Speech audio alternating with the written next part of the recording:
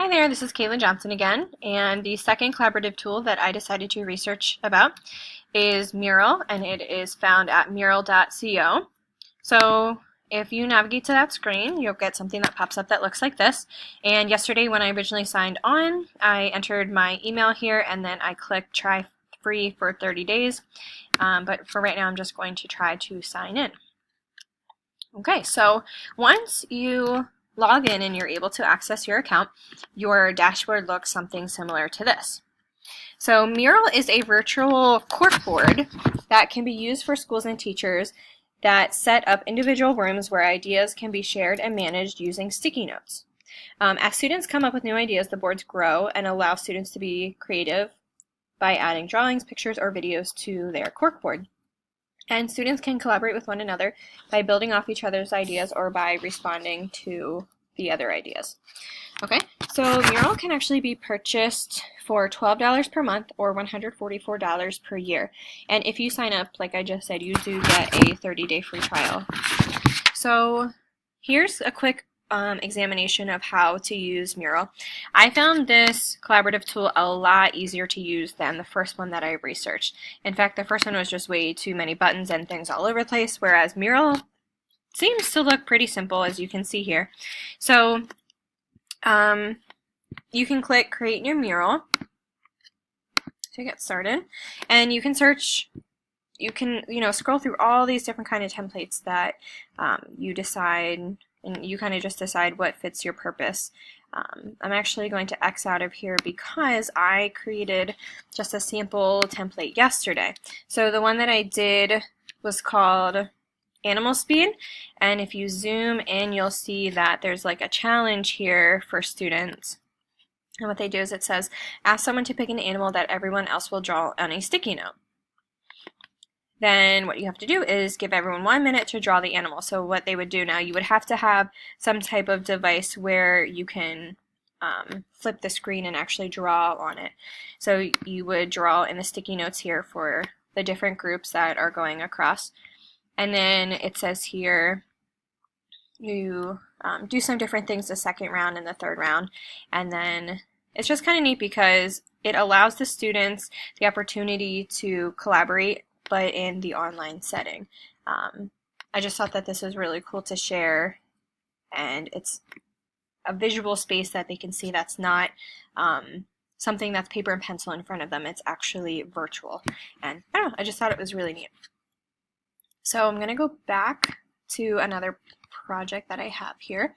So I think that this website could actually be used synchronously or asynchronously, kind of just depending on what the purpose of your class is. So if you want students to work ahead or do things at their own pace, they can do that. Or if you want students to work on their own or in a live lesson, kind of just like this Animal Speed project would be done, they can do that. So I think it's really good for both purposes.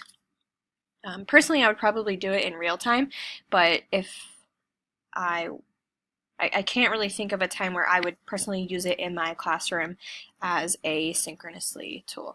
So according to Race's table 5.3, I believe that this brainstorming, that this collaborative tool hits a bunch of different outcomes such as shared resources, brainstorming, reflection, problem solving, problem development, and it allows students to demonstrate mastery, especially depending on what kind of project that you set up for your students.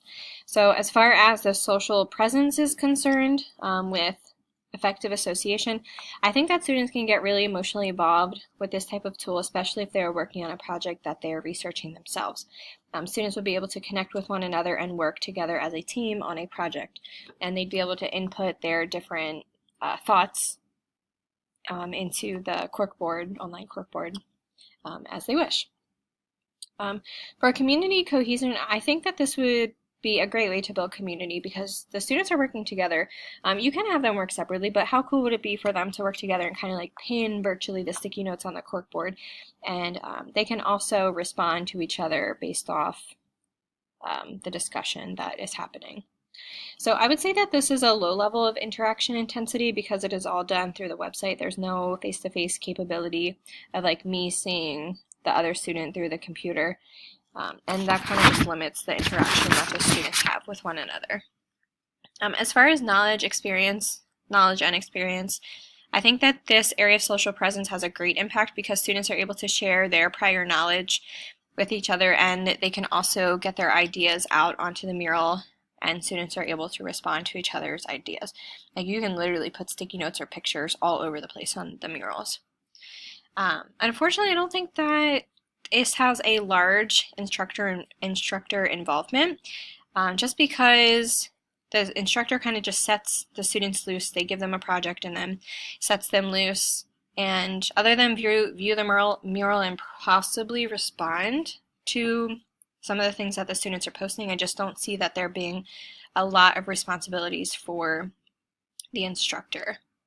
So thinking back to the lesson that I created, I do think that I could use this for my first grade students, the phonics lesson with the digraph CH.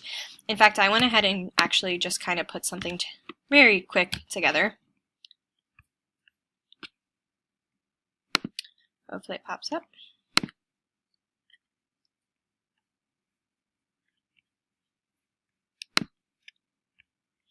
Okay, well, you're able to kind of get a glimpse of it from just this page here. So basically what happened is I have a word sort going on. So I have words with the ch sound and words with the sh sound.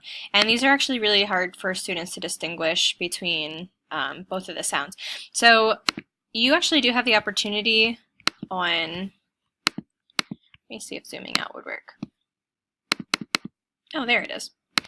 You actually do have the opportunity to insert pictures into this. So I said that students would have a chance to sort. I could either have the pictures located down here at the bottom and then they would have to sort them on their own, or students could go to this little search bar over here and search for something that started with a CH, like a chair, and then the internet would bring, they'd be able to just slide it over into the sort. So it's actually really super easy to use.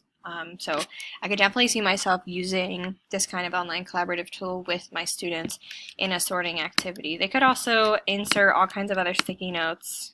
You know, there's just a ton of stuff that you can do with this.